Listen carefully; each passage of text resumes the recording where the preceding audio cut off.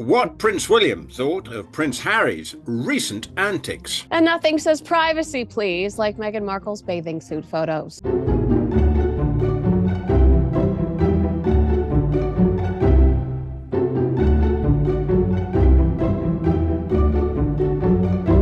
Hi, all. Welcome to Heirs and Spares, the show that dives into the fascinating world of two of the most recognized royal couples from both sides of the Atlantic. I'm Kinsey Schofield, and I'll be bringing you updates on Prince Harry and Meghan Markle right here from California. And I'm Rupert Bell here in the UK. My goodness me, we saw something strange this morning. We had a bit of rain. But I'll be bringing all the news about the Prince and Princess of Wales. And this week, it's a cucumber and zucchini free zone. You're like, this week, it is actually going to just be a forecast. No cucumbers, but we got a forecast.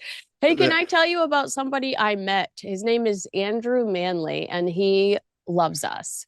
And I just wanted to give a shout out to Andrew, who I met standing on the street, waiting to cross the street. He said, "Are you Kinsey Schofield?" And I thought, what a blessing. And he is such a positive person and such a sweet spirit. And so I wanted to make sure I acknowledged Andrew and told him, thank you so much for watching. We greatly appreciate it. And we're happy he's here. And that's what happens when you stand on a street corner. You get spotted. There we go. Hey, Just guys. one of those. Yeah, I'm standing on a London street corner and I get spotted. Have to be a bit careful with that. But anyway, I know what you mean. But lovely, and best wishes, Andrew. Yeah, there was a hooker joke there, but we're going to blow past it because this is a family show. Okay, this is a family show. Put the cucumbers away. This is a family show today. You caught me off guard when we first started recording. It's earlier for me than it is for you. And it's certainly, it's tomorrow in Australia. But you said, hey, are we going to talk about Meghan Markle on MasterChef? And I was like, ugh, what's there to talk about? And well, but no, I mean, there is something to talk about. The same woman that leaked the story that she didn't want to be called royalty on MasterChef is conveniently interrupted by a call from her husband. You've been on active sets. How often do they tell you to turn your cell phone off or have it on vibrate or put it on airplane mode when you are on a live set? And Meghan Markle, who's supposed to be the queen of suits, are you telling me she didn't know when to have her cell phone off? Well, to me, this is ridiculous. So any guest on MasterChef say, well, okay, any MasterChef, their other half, and say, well, I just think, could my other half just ring in and say hi to me while I'm a guest on this program? That is just so naff. But let's be honest, we know why she did it. It is to prove her royal credentials. And what's worse in this program? Sorry, we're going. I'm off, and I'm not starting calmly already. I mean, you've unleashed me already, Kinsey, with my diatribe about this MasterChef Australia. When we talked about their visit to Australia, it was not a good look for them because it appeared they're trying to do the half in, half out, quasi royal tour stuff. She was then monetizing everything she was wearing. Now she's on MasterChef. Fine, I understand, she's doing lifestyle, she's doing cookery programs, and whether we agree or disagree, she has a cachet. So there will be eyeballs watching this program. But to then have a cheesy call with her husband just to further enhance her royal credentials is just naff beyond belief. But obviously the program makers thought it was something that was well worth inserting, or it may have been something that she insisted on. I have no idea. But it just, to me, just seems so wrong that you need your other half to sort of almost give you credibility. And then she's saying, or one of the guests says, cook something fit for a duchess. Well, I didn't think she wanted to be known as anything royal. So no, she does. She wants to be Duchess of Sussex, but she feigned disdain for the royalty line. We're used to having royalty in the kitchen, but this is, a whole other level, something along the lines of that. and she had her team leak that she was frustrated that they called her royalty because that they were told before they started, according to Meghan's team, they told the team not to refer to her as royalty before they started to record. Duchess is fine because Duchess, she's beaten that title. Like, we've seen her beat the hell out of that title. She's using that Yeah. as if, her life depends on it. But it was the royalty line that she feigned stress over, which, to your point, to then have your husband call in, who was born into the royal family, she's temporarily married into it. That's the obvious bit right there. I haven't seen its entirety, so shoot me down with a feather if I'm getting the pitch of the program wrong, and I'm obviously seeing things on a probably a social media feed that is not always slanted in the favour of the Sussexes. So I dearly love to ask, and I know we have Australian viewers. I've got friends in Sydney who watch this, and I would be curious to know what they thought. Was it out of kilter with the kind of program that it normally is? But I would suggest to have Harry popping up as a suddenly a phone call, which they do as a bit cheesy. They do every so often, don't they? And Yeah, you I think, remember when after he peed in a stranger's house in Beverly Hills on Late Night with James Corden, then Meghan Markle FaceTimed and they all talked to Meghan Markle on the James Corden show. see, it's just a naff shtick. Mm-hmm. And I'm sorry, it shows both of them. It's almost like in that instance, Harry's with James Corden, but Meghan wants to feel part of it. Mm-hmm. Now, in MasterChef Australia, it's Meghan there, but she almost needs Harry as the crutch to give her credibility. So it's a very different, maybe vibe, but it's the same outcome. Naff. Yeah, And you, you know I, what? I saw somebody say that they were trying to justify this, Rupert, by saying, well, Meghan Markle has as ever, but you can't purchase as ever products in Australia. So to me, that argument just doesn't stand up. If I can't purchase the products, and why promote or why pretend you're promoting a company in a country that has yet, again, it's like doing releasing the Netflix show before the products were available. It's like they Well, continue to either do things that are out of order or completely don't make any sense. yeah, well, yes, but and MasterChef is a global brand, so these programs will be shown worldwide. So, indeed, I'm sure that you will be able to find MasterChef Australia on some network in the States, even Food Networking, because they're all desperate for content, so they share it all around the world. So, whether you can get the stuff in Australia, I don't know. But she wants to try and make, as ever, a global brand, but that just doesn't seem to be happening.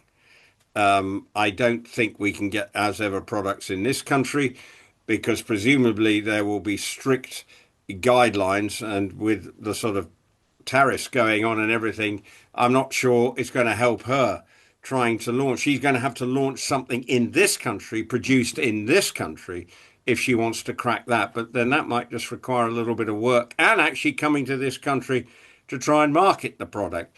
So for MasterChef Australia, they probably see it as a good coup. I would be curious to know what the viewing figures were like. So anyone who wants to comment on that, if they're watching and have watched it in Australia, have I got the tenant of the program wrong or right? Did it work?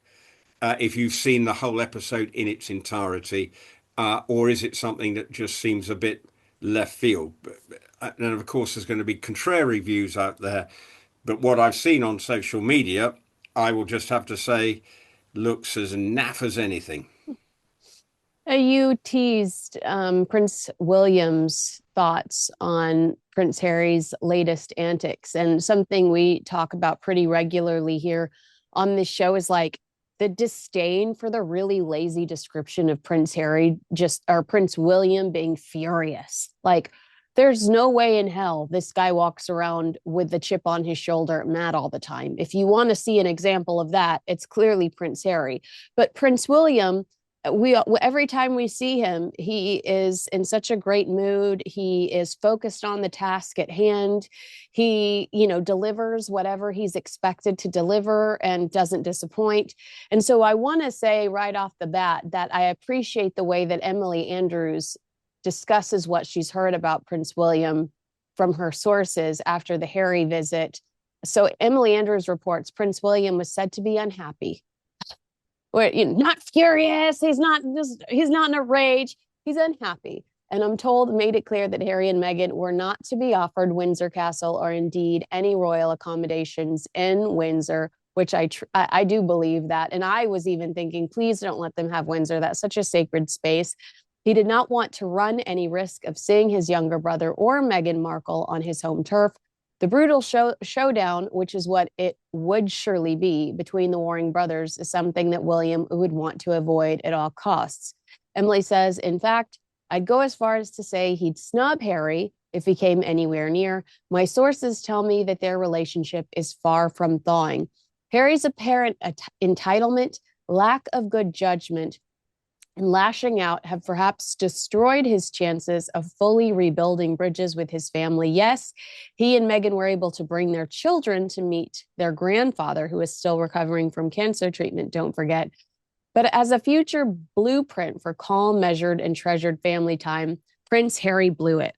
I thought that was a pretty legitimate response to what we saw from Prince Harry. And again, I just appreciate that she's not saying that Prince William's punched a hole in the wall like everybody else says, who I think is completely lazy and full of BS.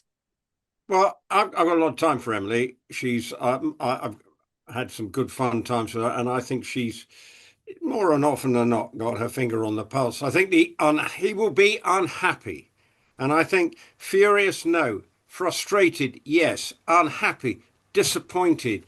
When's it going to end? That kind of reaction is what we're talking about. Exhausted, yeah. And just, where's this going to go now? Why can't the guy just shut them up, and just learn to just keep his mouth shut and do the right thing? And that is the problem. And I think that's what William is thinking, eye rolling in frustration and disappointment that his brother is just so brain dead at times and not sensitive to family needs.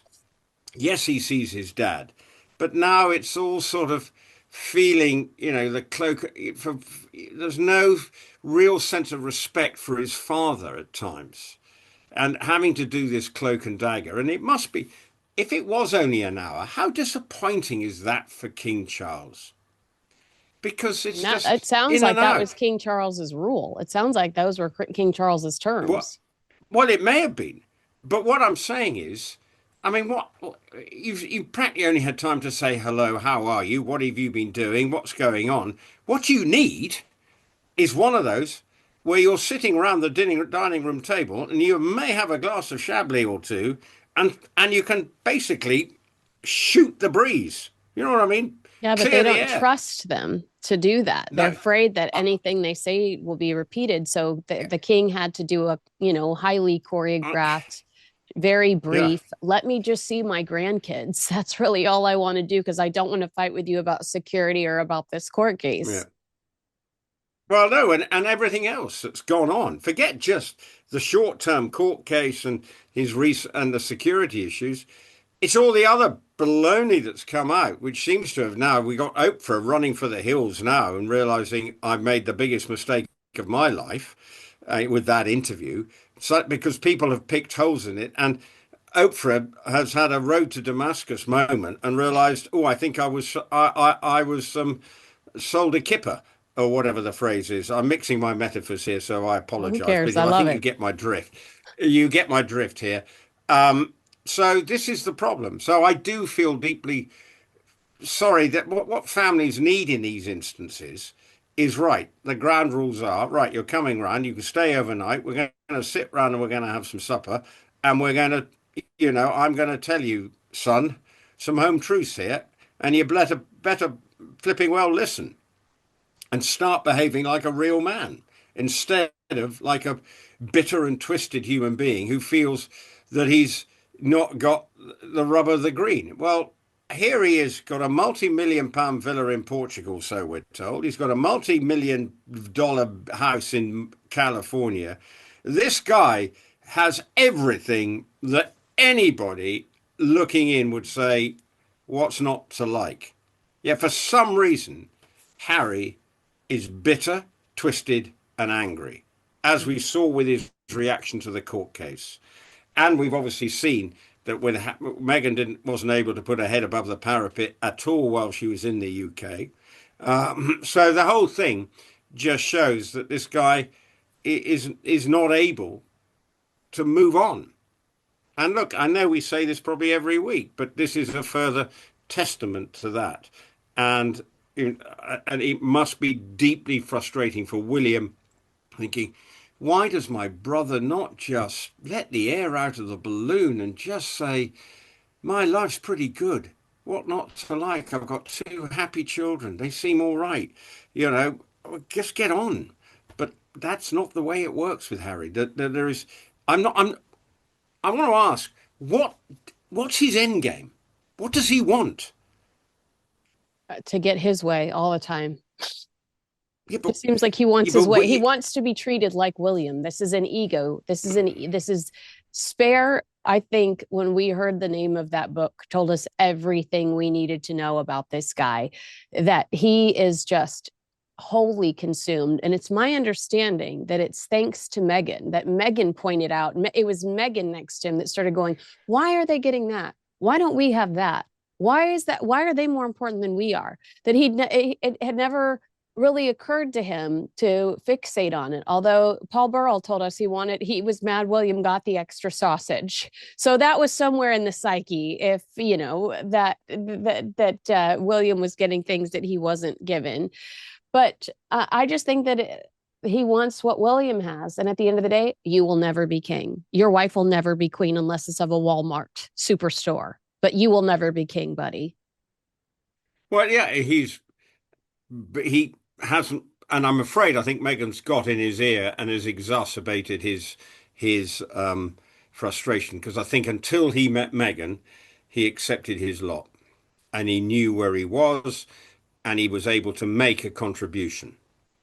Look, okay, his private life at times was wild and eccentric, but the number two of the royal family has always done that. Yeah, If you over we the miss you, years, Princess Margaret. well, Princess Margaret, what a character. Yeah. Wrong whiskey, please. That's a story, our family story, I can tell you. She always liked a certain whiskey, uh, and she came to my great aunt's house, who knew her quite well, and my cousin knew Princess Margaret quite well, and someone on a tray produced a glass of whiskey, and she knew which whiskey she liked, and all she replied to the person, wrong whiskey. Anyway, there we go. But we digress. Yeah. But the point being that until Meghan came along, he knew where he was in life. His problem was that he couldn't find anybody because of his complications, sort of off camera. That most of the girlfriends he had actually realized, this is a poison chalice. This is a project. This is a project. Well, yes, and it will be too much like hard work. And Mm-hmm. do we need that? And you think of Chelsea Davy, who's now very Happily happy, moved married. on, Yeah. Mm-hmm. with a couple of kids or one kid or whatever it is. I'm not fully up to speed with Chelsea Davies' new arrangements, but at the time she was perceived as the right sort of gal that mother would be proud of. You know what I'm saying? And yet at the same time, they then went, "Oh, this is not for me." And that left Harry. That was the problem. And along then comes someone who got the bit between her teeth and just achieved her mission. And now unfortunately, that mission has led to his head being turned, because he's probably sitting around their dinner table after she's cooked a fabulous meal. Uh, Single that skillet spaghetti. Yeah, yeah, yeah. So I've chopped up a carrot and dumped it with humus and dribbled some olive oil over my humus.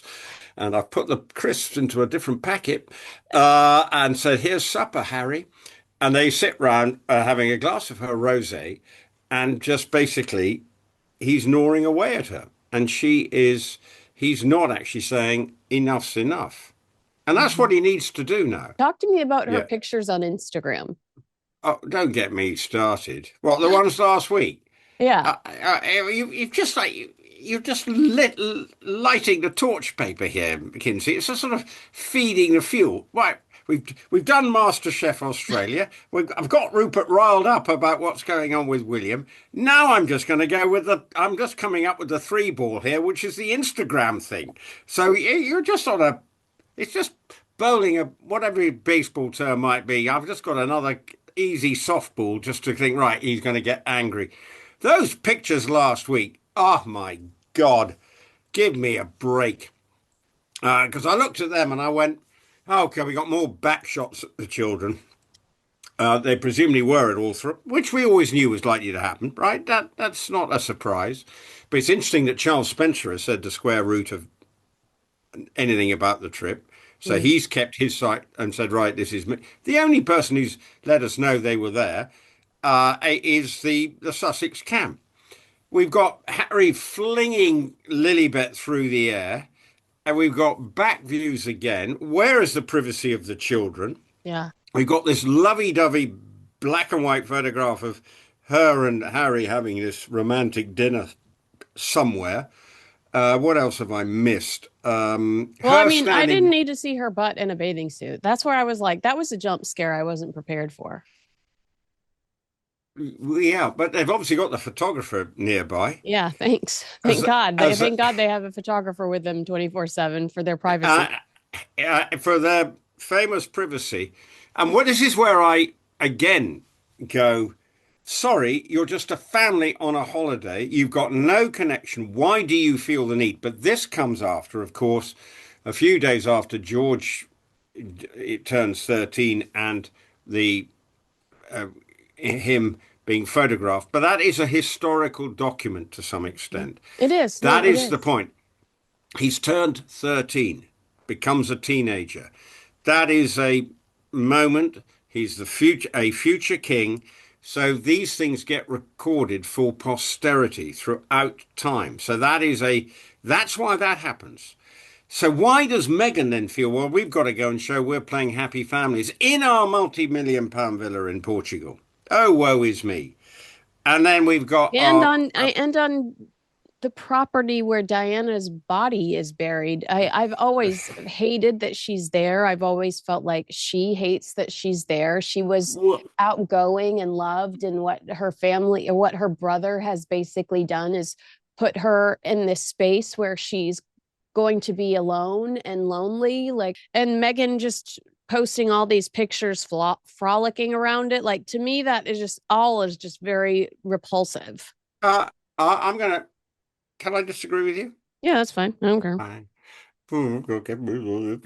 Well, I'm going to, on that one, I do think I'm glad we don't have something in London like is where she's buried in London, because I think I think the privacy I think is important because she didn't have much privacy in her life. I know she created a lot of the drama around her herself because she was an arch manipulator of the media. Now, the tragedy of what happened in Paris, and obviously next year will be 30 years, and that's going to be a soap opera in itself as they remember that.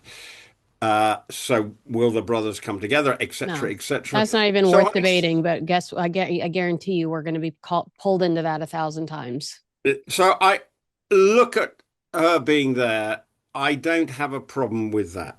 But she spent all of her life lonely. She spent all of her life in a loveless marriage to the point where she would sneak out late at night and pursue relationships, go to hospitals and sit with people as they were dying just so she could have that connection. And now she's again alone on an island, lonely. I don't think she'd like it. I think she would want people to come and touch her headstone and talk to her. I mean, this is such a dumb conversation, and I apologize for pursuing it. But I do think about this quite often, that I fear and I feel bad that I think she's lonely there.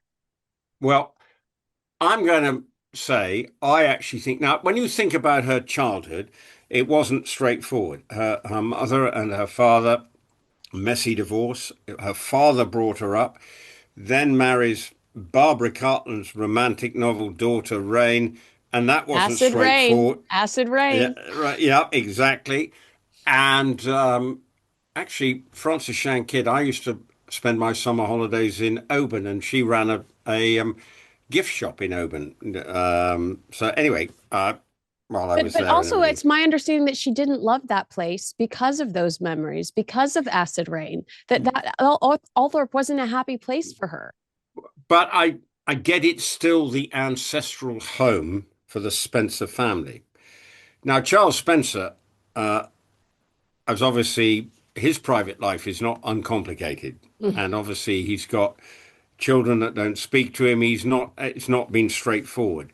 But I do have some degree that that was the family home, whether we agree with it or not. The place is open to the public, I think, some of the time. Okay, it's on an island. But I think that the family may at the time been thinking, well, she had no privacy during her life. We now give her privacy in her afterlife. So, because if you think about it, from the age of 19, she was just permanently being photographed. That innocent Montessori teacher. And when you think about it, how they had to almost be looking for a suitable bride for Charles, it's so anachronistic. It's so appalling. And I'm so glad that that practice has now been shunted into the here and, farthest field. And will never, but that, bearing in mind, that would be it. I mean, she would probably at the time he was considered to be a commoner. When you think, Prince Philip came from aristocratic Greek royal family stock. Mhm. Princess Margaret couldn't go anywhere near Group Captain Peter Townsend, and the traumas that subsequently caused her. That everyone who married it was royal families marrying royal families. But now we've married a divorced actress from Los Angeles, and all hell has broken loose. So maybe we should go back to marrying our cousins, Rupert. Well, I'm not, I think, maybe not, but I do think, well, Edward the Seventh, obviously, Edward the Eighth. Well, Edward the Seventh was a different story. He just left a trail of whatever, and he what led a full and active life. I think he did. But for Edward the Eighth, he marries a divorcee, and he was the sort of one who started some people might say the moral decay of the royal family, but I don't think we can probably quite put it like that. But what we can say is, thank God it's like, Charles was 31, and it was almost like we've got to find the suitably chaste bride, and I just think that's just Gross. an absolute awful, Mm. awful. But now, luckily, that was 50 odd years ago, nearly however many years ago.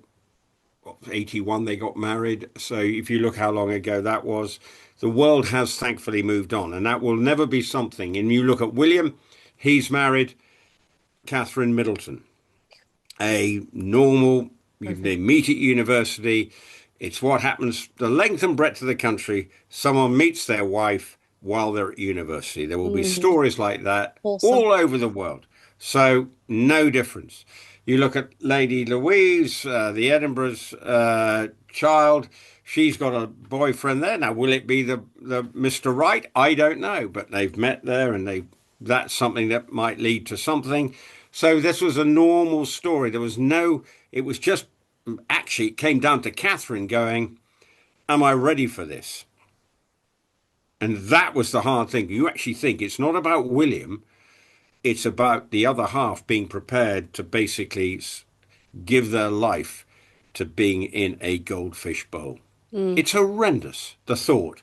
If you Which is put it to why, you, which is why we don't believe Meghan when she complains about life in the goldfish bowl, when she posts pictures of her butt in a bathing suit mm, on Instagram. Actions speak louder than words. If you want privacy and you want to be left alone, then you don't give hints of your life, extreme hints of your life, yeah. out for free on Instagram for everyone and their grandmother to see. Period. Uh, uh, So right. Why?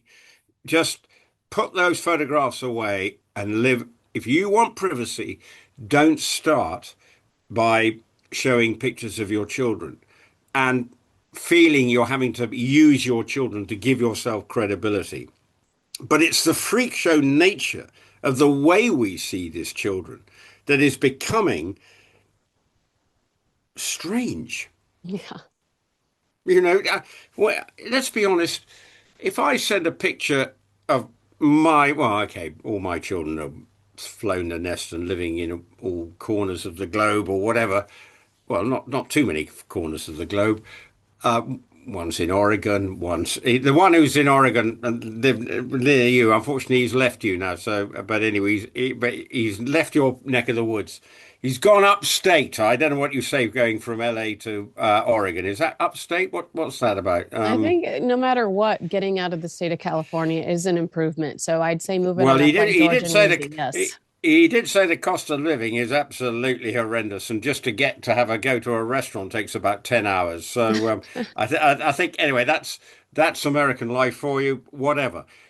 I digress. But the point being, what will the children think in 10 years' time? The way the parents have sort of used them in a slightly strange way, Hmm. and that I do think that, and think, why aren't you just, if you're that obsessed of putting out a photograph, then stage a photograph. Let's see them. Here we go. Happy family photograph, just like the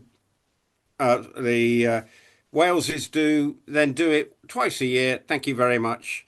High days and holidays, and away we go. But no, we get this bounce, this massive thick pictures of showing, look at us playing happy families.